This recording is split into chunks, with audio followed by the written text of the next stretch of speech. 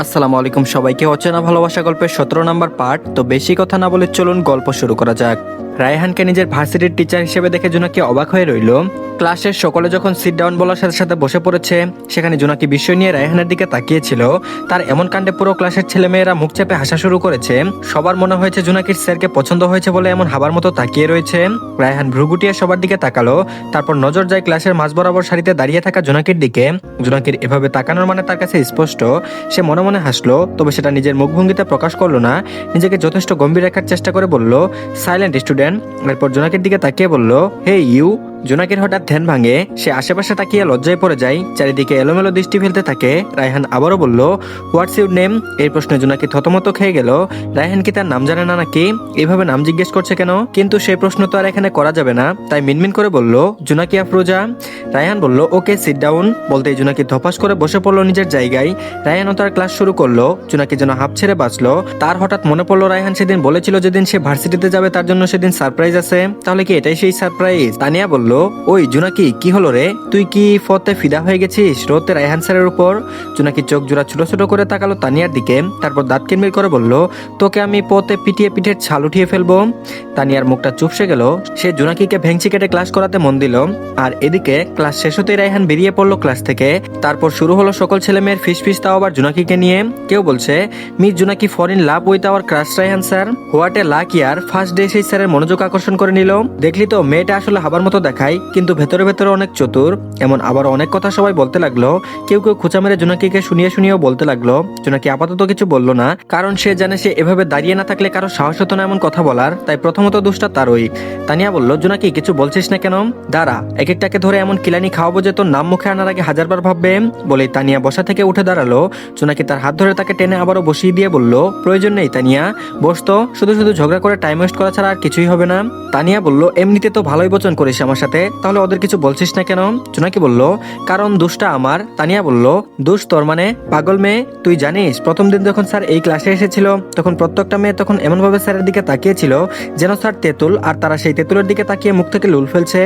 জোনাকি হেসে উঠলো তানিয়ার কথায়। তানিয়াও হাসলো জোনাকির হাসি দেখে। জোনাকি হাসতে হাসতে বলল, তুইও নিশ্চয়ই রায়হান স্যারকে দেখে তেঁতুল ভেবে লুল ফেলেছিস মুখ থেকে। তানিয়া ঠোঁট উল্টে জোনাকির কাঁধে একটা চাপড় মারলো আর বলল, না, আমি তেঁতুল পছন্দ করি না। তাই স্যার যদি সত্যি সত্যি তেঁতুল হয়ে আসতো তাও আমি তাকাতাম না তার দিকে। জোনাকি আবারও হাসলো। সে নিশ্চিত এই মেয়ে হাবার মতো তাকিয়েছিল রায়হানের দিকে। আর এদিকে ব্রেক দিতে জোনাকি আর তানিয়া ক্লাস থেকে বেরিয়ে আসলো। উদ্দেশ্য ভার্সিটির ক্যান্টিন। সেখানে গিয়ে দুজন জানলার পাশে একটা টেবিলে বসে পড়লো। তানিয়া চলে গেল খাবার নিয়ে আসার জন্য। জোনাকি তানিয়ার ফোনটাতে পুরনো ছবি দেখছিল।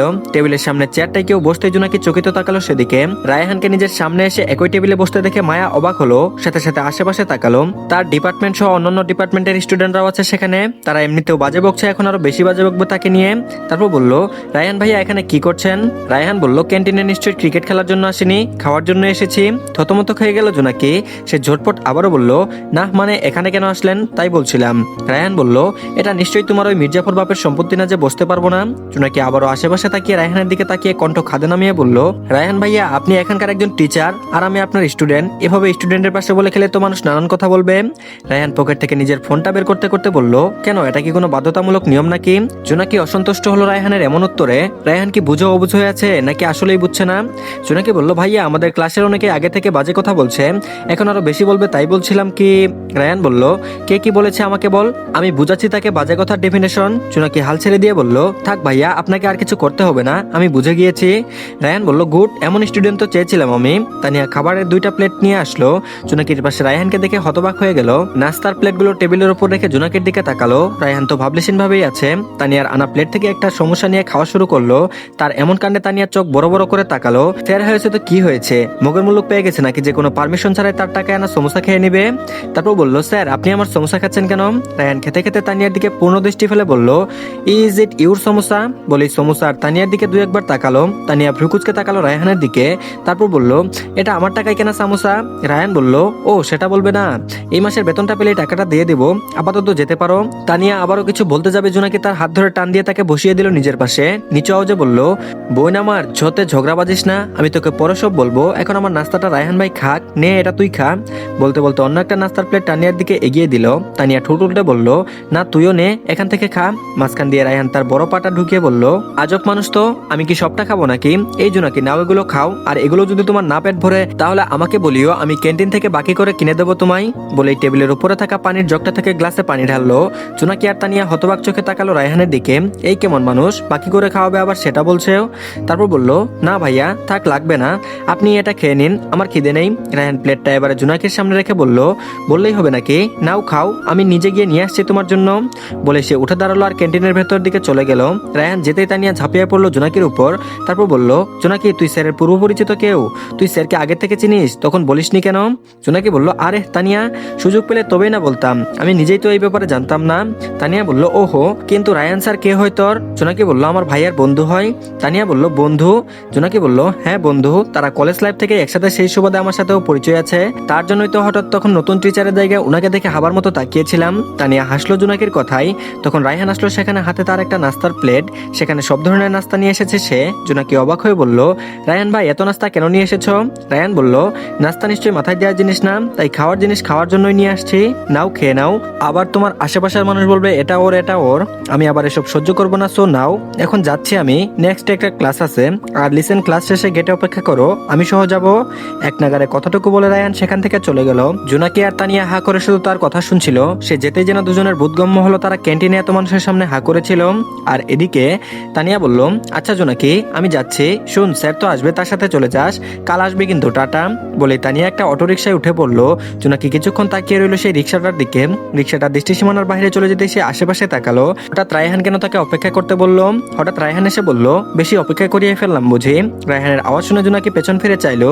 পুরো ঘামে ভিজে আছে, শার্টের কলারের আশপাশটাও কিছুটা ভিজে গেছে, হাতে কিছু খাতাপত্র দেখা যাচ্ছে। জোনাকি এগিয়ে গিয়ে বলল, রায়হান ভাইয়া আপনি তো অনেক ক্লান্ত মনে হচ্ছে। রায়হান তার স্বভাবগত হাসি হাসলো, মুখে হাসি বজায় রেখেই বলল, ক্লান্ত হলে কি মানুষ এভাবে ঘামে নাকি শুধু? জোনাকির কাছে এই কথাটা পুরোপুরি বোধগম্য হলো না। তার কথার পরিপ্রেক্ষিতে এমন উত্তর, সে দ্বিধাদ্বন্দ্ব থেকে বলল, ভাইয়া মানুষের ঘাম তো অনেক কারণে হয়, কিন্তু আপনাকে দেখে ক্লান্ত মনে হচ্ছে তাই বলছি আর কি। রায়হানের সামনের দিকে হাঁটতে লাগলো। জোনাকিও তার দেখা দেখি তার পাশাপাশি গিয়ে হাঁটা শুরু করলো। রায়হান চাপা কণ্ঠে বলল, ক্লান্ত আমি না জোনাকি, ক্লান্ত তো এই যে এখানে থাকা এই ছোট্ট বক্সটা। নিজের বুকের বাম পাশে দেখিয়ে বলল সে। জোনাকির ভ্রু গুটিয়ে তাকালো রায়হানের দিকে। রায়হানের গলার স্বর স্বাভাবিকের তুলনায় ভিন্ন ছিল। জোনাকি ছটপট করে বলল, রায়হান ভাইয়া আপনি কি অসুস্থ? রায়হান আবারও হাসলো জোনাকির কথায়। হাঁটা থামিয়ে জোনাকির দিকে ফিরে চাইলো। রায়হানকে থামতে দেখে জোনাকিও থেমে যায়। রায়হান নিজের দৃষ্টি জোনাকির দিকে নিবদ্ধ করে বলে, এই বাক্সের চিকিৎসা একজন ডাক্তার করতে পারবে না, এর চিকিৎসার জন্য যে একজন অতি সাধারণ নারীর ছোঁয়া যথেষ্ট। বলেই হাসলো রায়হান। তারপর সোজা হয়ে দাঁড়িয়ে আবারও সামনের দিকে হাঁটা শুরু করলো। জোনাকি কিছুক্ষণ থ মেরে দাঁড়িয়ে থাকে সেই একই জায়গায়। রায়হানের কথায় কেমন যেন বেদনার প্রকাশ পেয়েছে সে। যে বেদনাদায়ক অনুভূতির সাথে সে পরিচিত, সেই একই অনুভূতির আভাস পেয়েছে। রায়হান কিছুটা দূরে গিয়ে জোনাকিকে দাঁড়িয়ে থাকতে দেখে সেখান থেকে তাকে ডাকলো। তারপর বলল, জোনাকি আসবে নাকি ওখানেই দাঁড়িয়ে থাকবে? তাহলে অবশ্য লাভ তোমারই, কাল আবার কষ্ট করে এখানে ভার্সিটিতে আসা লাগবে না, এখান থেকে চলে যেতে পারবে। রায়হানের কথায় জোনাকি জিপ কাটে আর দৌড়ে রায়হানের কাছে চলে যায়। তারা দুজন মিলে একটা ক্যাফেতে যায়, সেখান থেকে কিছু খেয়ে তারপর যে যার বাসায় চলে যাবে। ক্যাফেতে প্রবেশ করে একটা খালি টেবিল পায় কিনা খুঁজতে থাকে। ঠিক তখন রায়হানের নজর পড়ে ডানের সাইডে একটা টেবিলে বসে থাকা স্নিগ্ধকে। সে জোনাকির দিকে ফিরে উৎফুল্ল কণ্ঠে বলল, জোনাকি ওখানে চলো। রায়হান আগে যেতে লাগলো আর জোনাকি তার পিছু পিছু। তারপর বলল, দোস্ত এখানে কি করছিস, কি অবস্থা? স্নিগ্ধ নিজের ফোন স্ক্রল করছিল, তখন নিজের সামনে থেকে কারো শব্দ পেয়ে চোখ তুলে তাকালো। রায়হানকে দেখে সে স্বাভাবিক থাকলেও রায়হানের ঠিক পাশে থাকা জোনাকিকে দেখে তার ভ্রুজোড়া কুঁচকে গেল। তবে নিজেকে ধাতস্থ করে স্বাভাবিকভাবে বলল, হ্যাঁ ভালো আছি, তোর কি অবস্থা, বস। রায়হান নিজের সেখানে থাকা একটা চেয়ার টেনে বসলো আর তার পাশের চেয়ারটায় জোনাকিকে বসতে দিল। তারপর বলল, হ্যাঁ ভালোই আছি জোনাকি, আর আমি ভার্সিটি থেকে আসছিলাম, ভাবলাম বাসায় ফেরার আগে একটু ক্যাফে থেকে ঘুরে যাই, কিন্তু দেখ কি ভাগ্য, কাকতালে এভাবে তুইও এখানে। বলে এক দফা হাসলো। স্নিগ্ধ তখন ব্যস্ত আকাশি রঙের কামিজ পরা মাথা নিচু করে রাখা নারীর দিকে চেয়ে। সে যেন জানি না এখানে স্নিগ্ধ নামক আদৌ কেউ আছে। তারপর বলল, তুই অনার্সে আবার ভর্তি হয়েছিস নাকি? স্নিগ্ধের খোঁচা মারা কথা শুনে রায়হান হাসলো আর বলল, ভাই আবার অনার্সে ভর্তি হলে কি বিয়ে হবে আমার? তাই আপাতত ওই ভার্সিটিতে জয়েন করেছি ছাত্র হিসেবে না টিচার হিসেবে। এবার বিয়েটা হয়ে গেলে হলো। কি বলো জোনাকি, ঠিক বলেছি না? জোনাকির নাম নেওয়া সে থতমত খেয়ে যায়। সে মাথা উঁচু করে তাকিয়ে হ্যাবুদক মাথা দোলায়, আবার পরক্ষণে নাবুদক মাথা দোলায়। রায়হান বলল, আচ্ছা থাক জোনাকি, তুমি মনে হয় চাও না আমার বিয়ে হোক, তাই এমন করছো বুঝতে পারছি। জোনাকি মিনমিন করে বলল, রায়হান ভাইয়া না মানে আসলে কি? তার কথার মাঝে স্নিগ্ধ বলে উঠল, না মানে হ্যাঁ মানে করতে হবে না, যেভাবে রোবট সেজে বসেছিলে ওইভাবেই বসে থাকো। স্নিগ্ধের কথায় রায়হান তো হেসে লুটুপুটু হয়ে গেল। জোনাকির মুখটা থেতলানো আলোর মতো হয়ে গেল। এভাবে তাকে পচিয়ে দিল এই লোক এমনিতেও কাল তাকে গোলক ধাঁধার মধ্যে রেখে হাওয়া হয়ে গিয়েছিল, এখন আবার তাকে অপমান করছে। এই লোককে ভালোবাসার কোনো মানেই হয় না। রায়হান সবার জন্য কোল্ড কফি অর্ডার দেয়। রায়হানের গুরুত্বপূর্ণ কল আসে, সে ক্যাফের বাইরের দিকে চলে যায় কথা বলার জন্য, কারণ ক্যাফের ভেতরে সেগুলোর কারণে আওয়াজ আসছিল না ঠিকমতো। ওয়েটার এসে 3 কাপ কফি দিয়ে যায়। জোনাকি তখন মাথা নিচু করে বসে আছে, স্নিগ্ধ পলক্ষীন দৃষ্টিতে তার দিকেই তাকিয়েছিল। অনেকক্ষণ পর যখন জোনাকি স্নিগ্ধের কোনো শব্দ পেল না, তখন সে ধীরে ধীরে মাথা উঁচু করে তাকালো। সাথে সাথে জোনাকির চোখাচোখি হয়ে গেল দুজনের। জোনাকি অবাক হলো, স্নিগ্ধ আগে থেকেই তার দিকে তাকিয়ে থাকায়। স্নিগ্ধ বলল, বাবুর বাবাকে দেখার সময় পর্যন্ত নেই তোমার, তাই না? কিভাবে রোবটের মতো এতক্ষণ বসে আছো? একবার বাবার খোঁজ খবর নিতে তো নাকি? তো ধন্যবাদ সবাইকে। এই পার্টটি এই পর্যন্তই, পরবর্তী পার্টও দিয়ে দেওয়া হয়েছে। কমেন্ট বক্সে লিঙ্ক পেয়ে যাবেন আর ডিসক্রিপশন বক্সেও পাবেন। তো সবাই দেখে নিয়ে চ্যানেলটিকে সাবস্ক্রাইব করে দেন আর সবাই ভিডিওতে একটা লাইক দেন। আল্লাহ হাফেজ, ভালো থাকবেন সবাই।